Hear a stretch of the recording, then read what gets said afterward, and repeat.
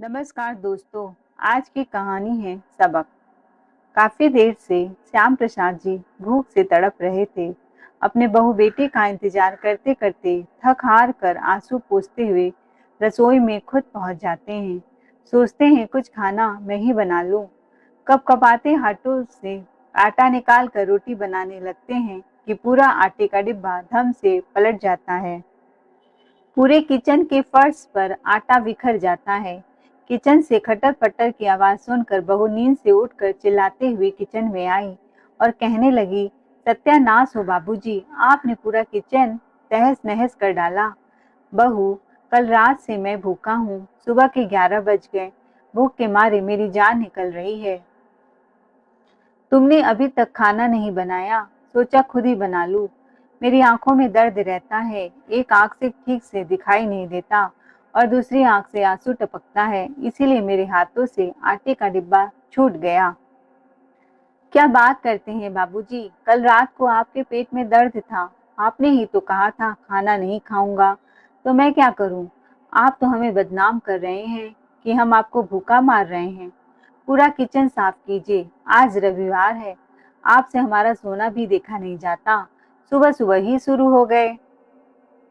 बहू की आवाज सुनकर बेटा राकेश भी किचन में आया और पिताजी पर बरसते हुए कहने लगा, आपको भूख लगी थी तो 12 बजे तक का इंतजार नहीं कर सकते थे क्या?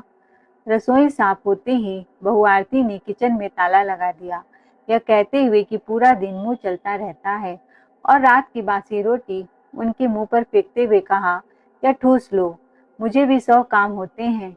मैं माँ बनने वाली हूँ, अपने होने वाले बच्चों का ख्याल रखना पड़ता है। अभी मैं कुछ भी पकाने वाली नहीं हूँ। बहू ने अपने लिए ऑनलाइन खाना ऑर्डर किया और पिताजी के सामने डाइनिंग टेबल पर बैठकर खाने लगी। तरह तरह के फ्रूट्स, सेब, केला, मिठाई और न जाने क्या क्या। पिताजी को रात की बची बासी रोटी ही खिलाती है और फ्रिज में रखी 2 दिन की बासी सब्जी ही उनको नसीब होती है।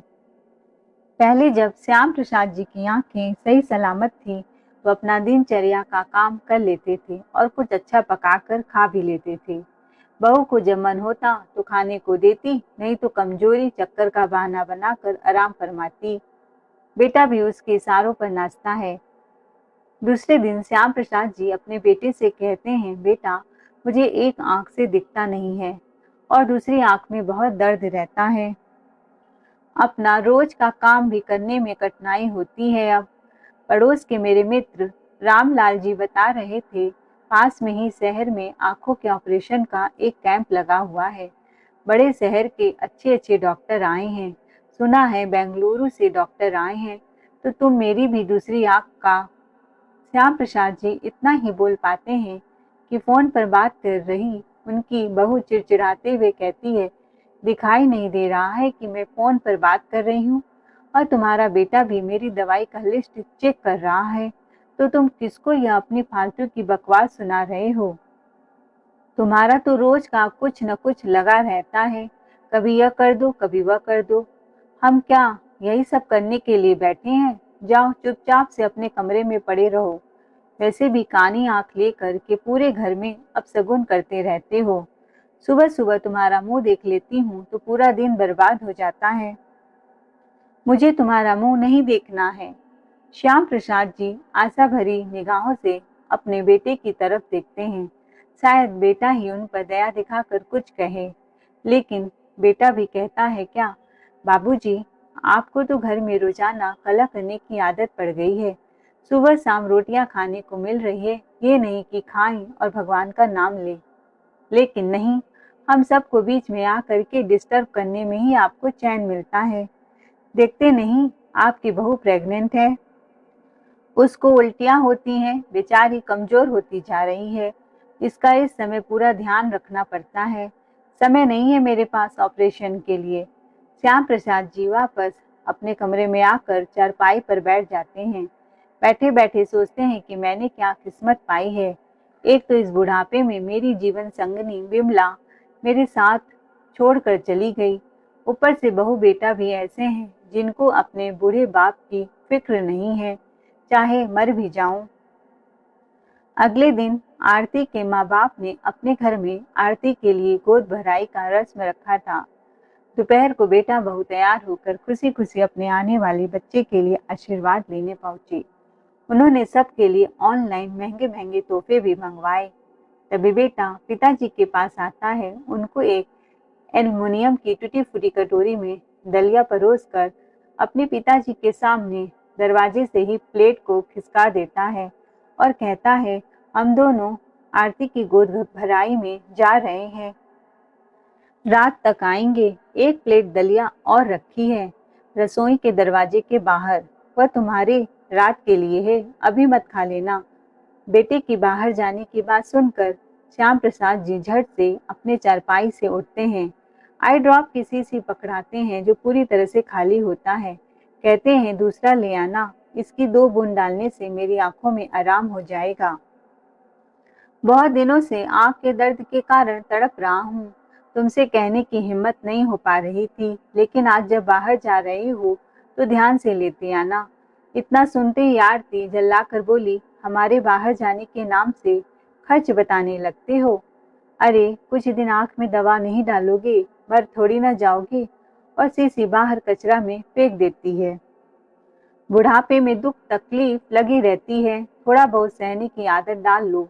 बेटा राकेश कहता है, खुद तो काम धाम करते नहीं हो, 4 पैसा भी नहीं कमाते हो, खर्च ही खर्च बताते रहते हो, लेकिन कम से कम हमें तो अपना काम शांति से करने दो। मेरा खर्चा पहले से ही ज्यादा बढ़ गया है। बेटा बहू के जाने के बाद श्याम प्रसाद जी की बेटी शीतल अमेरिका से घर आ जाती है। शीतल को अपने पिता की बुरी हालत का बिल्कुल भनक नहीं था, क्योंकि भैया भाभी उसके सामने बहुत अच्छे से पेश आते थे।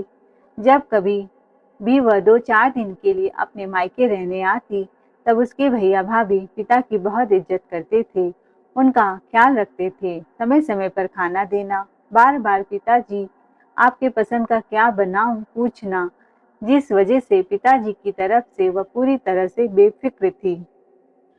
हालांकि 2 साल पहले उसकी मां गुजर गई थी और पिताजी अकेले रह गए थे, तो उसे अपने पिता की ज्यादा चिंता रहती थी। उसे अपने पापा की बहुत याद आ रही थी, इसीलिए आज वह बिना बताए अमेरिका से फ्लाइट लेकर तुरंत अपने पिताजी से मिलने आ गई। घर के दरवाजे से ही वह पिताजी पिताजी की आवाज लगाते हुए अंदर आई, पर पिताजी ने अपने को कमरे में बंद कर रखा था। बहू ने सख्त हिदायत दी थी, घर के सारे दरवाजे पर, यहाँ तक कि रसोई पर भी ताला लगा हुआ है, कहीं से कोई आवाज नहीं आती है। तो वह भैया भाभी को आवाज देते हुए दरवाजा खटखटाती है। शीतल को थोड़ी घबराहट हो जाती है। घर का मेन दरवाजा तो खुला है, लेकिन अंदर कोई नहीं दिखाई दे रहा है। घबराते घबराते वह अपने पिताजी के कमरे के पास जाती है। खिड़की से झांक कर देखती है तो पिताजी कमरे में ही लेटे हुए हैं और उनके आंखों से आंसू बह रहे हैं। वह बेसुध हुए सोच में डूबे हुए हैं। शीतल घबरा जाती है, जोर जोर से दरवाजा पीटती है, तो हड़बड़ाहट में श्याम प्रसाद जी उठते हैं। उन्हें लगता है बहू बेटा वापस आ गए, पर यह क्या? सामने बेटी को देखकर बहुत खुश हो जाते हैं, अपने बहते हुए आंसू पोंछने लगते हैं। अपने पिता के आंसू को देखकर शीतल समझ जाती है कि मेरे पिता तकलीफ में हैं, कोई न कोई बात उन्हें खाई जा रही है। क्या हुआ पिताजी? कोई बात है तो आप मुझे बताओ। भैया भाभी कहाँ हैं? वह मुझे दिखाई नहीं दे रहे हैं। आपकी तबीयत ठीक नहीं है? एक के बाद एक कई सवाल शीतल अपने पिताजी से पूछ लेती है। हाँ बेटी, बहू की माँ ने गोद भराई का रस्म उसके लिए रखा था, वह लोग वहाँ शिरकत करने गए हैं, रात हो जाएगी आने में। पर तुमने बताया भी नहीं कि तुम अमेरिका से आने वाली हो। हाँ पिताजी, बहुत दिनों से तुम्हारी याद आ रही थी, तो सोचा आपको सरप्राइज देती हूँ। पर पिताजी, ऐसा मुझे क्यों लग रहा है कि आप मुझसे कुछ छुपा रहे हो? नहीं नहीं बेटा, ऐसी कोई बात नहीं। ऐसी कोई बात होती तो मैं सबसे पहले अपनी लाडली को बताता। श्याम प्रसाद जी अपने आंसुओं को पोंछते हुए कहते हैं। शीतल जिद पर अड़ जाती है कि आपको बताना पड़ेगा, कोई न कोई बात जरूर है। नहीं बेटा, मेरी आंख में दर्द है ना, इसलिए आंख से आंसू निकल रहे हैं। दर्द तो एक आंख में है ना, आपकी दोनों आंख से आंसू निकल रहे हैं क्यों? अपनी बेटी के सामने ज्यादा देर तक अपने दर्द को श्याम प्रसाद जी छुपा नहीं पाते हैं। वह सब कुछ सच सच बता देते हैं कि बेटी, एक आंख से देख नहीं पाता हूँ, दूसरी आंखों में 3 महीने से लगातार दर्द हो रहा है। डॉक्टर ने बताया है मोतियाबिंद हो गया है, ऑपरेशन करने को बोला है। पर बेटी ने कहा है बहू माँ बनने वाली है, खर्चा बढ़ गया है। ऑपरेशन तो दूर की बात, एक छोटी दवाई लाने में आनाकानी करते हैं। कहता है खाली बेकार बैठे रहते हो, अब बुढ़ापे में मैं क्या करूँगा? पूरी जिंदगी तो किया है, अब मुझे काम भी कौन देगा? हड्डियां भी मेरी अब कमजोर हो गई हैं, काम बनता भी नहीं है। वह जो पाठ पढ़ाती है बेटा वही रटता है। मुझे तो यह डर सताता है कि जिस दिन मेरी आँख पूरी तरह से खराब हो जाएगी तो मेरा कौन करेगा? मेरा जीवन नरक बन जाएगा। मैं किसी पर बोझ नहीं बनना चाहता हूँ। इस समय मैं चाहता हूँ कि जब तक जिंदगी है तब तक अपने आँखों से देखता रहूँ और शरीर के काम धाम खुद से करता रहूँ। मैं आज आर्थिक रूप से बेटे बहू पर आश्रित हो गया तो मेरी यह दशा है। कल अगर शारीरिक रूप से उन पर आश्रित हो गया तो मेरी दुर्दशा हो जाएगी। यह सोच सोच कर परेशान रहता हूँ। अपने पिता की बातें सुनकर शीतल की आंखों से आंसू टपकने लगे। उसने कहा पिताजी, यह सब बातें आपने मुझे पहले क्यों नहीं बताया? फोन ही कर देती तो मैं तुरंत अमेरिका से टिकट कटा के आ जाती। 6 महीने पहले रक्षाबंधन पर तो आई थी। मुझे तो लग रहा था भाई भाभी आपका कितना ख्याल रखते हैं। क्या बताता बेटा, तुम्हारे सामने तो बहुत अच्छे से व्यवहार करता है। अगर तुमसे कुछ कहता तो बहू को लगता हमारी चुगली कर रहे हैं, इसलिए मैंने तुम्हें परेशान नहीं किया। और तुम्हारे ऊपर बहुत से काम होते हैं, घर के साथ साथ ऑफिस भी संभालती हो। आपने मुझे इतना पराया समझ लिया पिताजी कि मैं आपके दुख तकलीफ में भी काम नहीं आऊंगी। माँ चली गई तो इसका मतलब यह नहीं कि मैं आपको देखने वाला कोई नहीं है। मैं हूं ना आपको देखने के लिए। भैया भाभी ने आपके साथ बिल्कुल भी सही नहीं किया है। मैं उनके किए की सजा उन्हें जरूर दूंगी। जो उन्होंने आपको सिर्फ एक छोटे से कमरे में बंद करके रखा है, उन्हें ऐसा नाच नचाऊंगी कि उन्हें नानी याद आ जाएगी। शीतल और श्याम प्रसाद जी एक दूसरे को गले लगाकर रोने लगते हैं। श्याम प्रसाद जी कहते हैं बेटी, मेरे सर में दर्द हो रहा है रोते रोते। पिताजी, मैं आपके लिए और अपने लिए चाय बनाकर ले आती हूँ, शायद आराम मिल जाए। शीतल रसोई घर की तरफ जाती है, लेकिन रसोई में तो भाभी ने ताला लगाकर रखा है। उसकी नजर रसोई के दरवाजे के बाहर रखी दलिया पर पड़ती है। उसे उठाकर देखती है तो पिताजी से पूछती है, यह सब क्या है? मेरा रात का भोजन। पिताजी, दलिया है या पतला पानी? या आप खाते हैं? तभी आप बहुत कमजोर लग रहे हैं। आपको भूख भी लगी होगी। हाँ बेटा, पर क्या कर सकता हूँ, कुछ बना भी नहीं सकता हूँ। रसोई अस्त व्यस्त होने की वजह से बहू ताला लगाए रखती है। पिताजी, अब तो हद हो गई। वह लोग आपको भूख से तड़पा कर मार डालेंगे। तभी शीतल अपने पिताजी की दवाई की खाली शीशी कचरे के डिब्बे से उठाती है, पास के मेडिकल स्टोर में जाकर ले जाती है, दवा खरीदती है और साथ में चाय, ब्रेड, कुछ फल लाकर पिताजी को खाने को देती है। शीतल कहती है पापा, अब मैं चलती हूँ। आप भैया को कुछ मत बताना कि मैं यहाँ आई थी। मैं उन्हें सबक सिखाकर छोड़ूंगी। रात को राकेश और आरती ढेरों उपहार के साथ घर में घुसते हैं। बहुत खुश दिखते हैं। एक बार पिताजी से पूछा तक भी नहीं, आपने खाना खाया या नहीं। कुछ दिन बाद सुबह सुबह दरवाजे की डोर बेल बजती है। आरती दरवाजा खोलती है। कुरियर वाला होता है। वह सोचती है शायद कोई गिफ्ट मेरे लिए आया होगा, पर जो कुरियर से आया हुआ पेपर पढ़ती है तो उसके पैरों के नीचे से जमीन खिसक जाती है। वहीं हॉल में रखे सोफे पर धम से बैठ जाती है। हड़बड़ाते हुए राकेश कहता है, क्या बात है, एकटक क्यों देख रही हो? वह भी पेपर पढ़ने लगता है तो उसका भी खून खौल उठता है। वह बड़बड़ाने लगता है कि शीतल की इतनी मजाल कि जमीन में हिस्सा लेना चाहती है, घर का बंटवारा करना चाहती है। पिताजी, आप सुन रहे हैं? आपकी लाडली बेटी इस घर में हिस्सा चाहती है। यह सब आपके प्यार दुलार का नतीजा है। वह यहाँ आई थी क्या? जरूर आपने कुछ उसे सिखाया पढ़ाया होगा। आखिर अचानक से हिस्सा क्यों मांग रही है? वो अपने पिता का कॉलर पकड़ के उनको पीछे ढकेलता है। तभी शीतल घर में प्रवेश करते हुए बोलती है, खबरदार भाई। शीतल को देखकर दोनों बौखला जाते हैं। राकेश गुस्से में कहता है, यह सब क्या है? जो आप पढ़ रहे हैं सब सच है। मुझे भी अपना हिस्सा चाहिए। पर क्यों? भाई, कल जो मैंने देखा वह बताकर आने से मैं कभी नहीं देख पाती। क्या कहना चाहती हो? साफ साफ कहो, भाभी चिढ़ती हुई कहती है। तुम दोनों पिताजी के साथ कैसा भद्र व्यवहार करते हो? तुम्हें शर्म नहीं आती? रसोई में ताला लगाकर रखा है। पिताजी के ही घर में उन्हें एक कमरे में कैदी की तरह बंद कर रखा है। राकेश कहता है, झूठ बोलते, तुम्हें शर्म नहीं आती? शीतल, हम पिताजी का बहुत केयर करते हैं।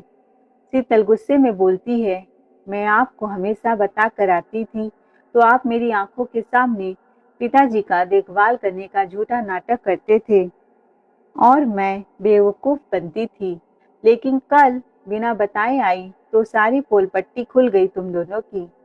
जब राकेश और आरती को लगा कि उनकी बहन उनकी सच्चाई के बारे में सब कुछ जान गई है तो अपने असली रूप रंग में आ जाते हैं। आरती आंखें तरेरते हुए कहती है, हाँ तो क्या करे, पूरे दिन उनकी तीमारदारी करते रहें घर पर बैठकर, अपनी जिंदगी ना जिए, खुशियों का गला घोट दे। सुबह दलिया बनाकर गई थी और रख कर भी गई थी खाने के लिए। कोई भूखे थोड़ी ना मार कर गए थे। भाभी, उस दिन मैंने दलिया देखा था। खाना था या पानी, जो कोई खाए पेट भी न भरे। अपने पिताजी को उनके ही घर में आने जाने से मना कर रखा है। भैया, आपको शर्म नहीं आई पिताजी के साथ यह सब करते हुए? आपको दिखाई नहीं देता पिताजी की आंखों में कितना दर्द है? सूझ सूझ कर आंखें लाल हो गई हैं। आप उनकी आंखों का ऑपरेशन तक नहीं करा रहे हैं।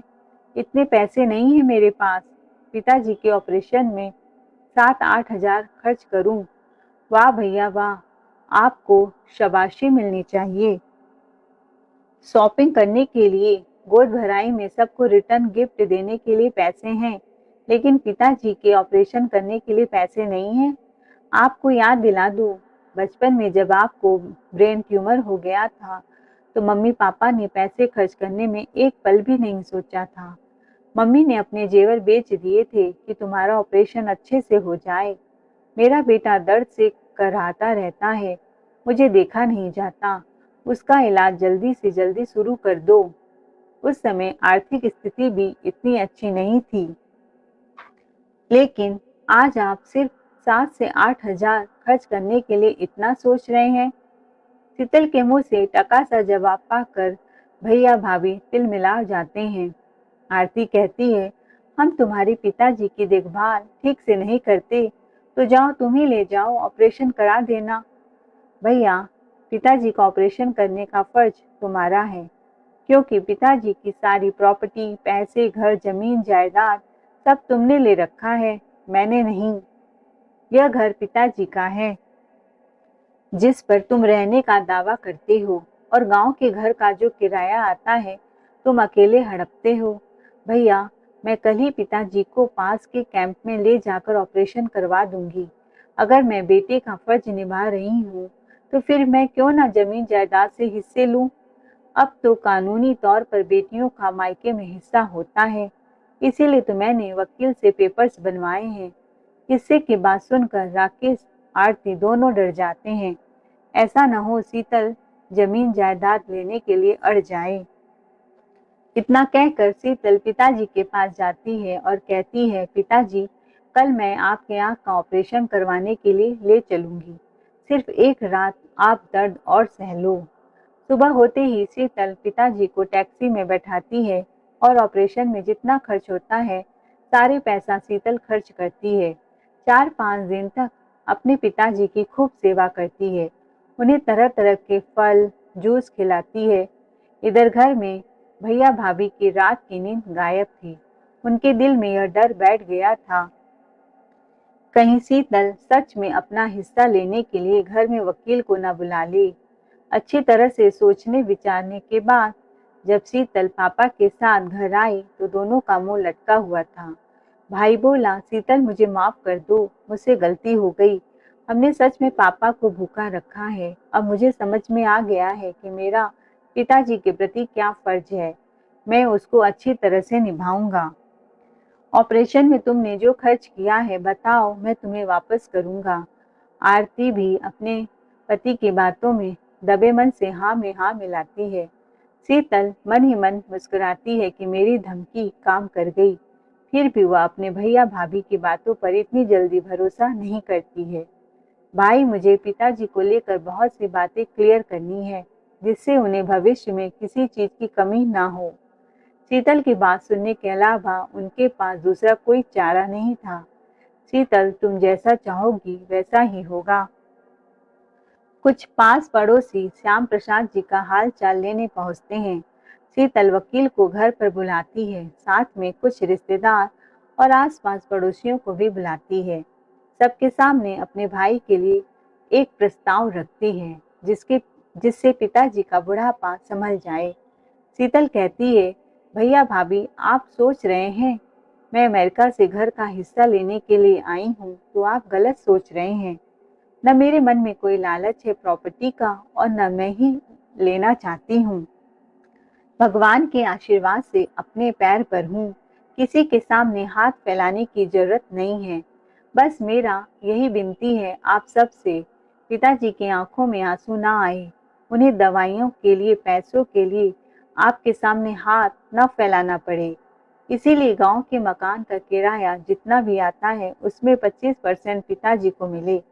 बाकी आपको जो करना है करे, मुझे कोई फर्क नहीं पड़ता।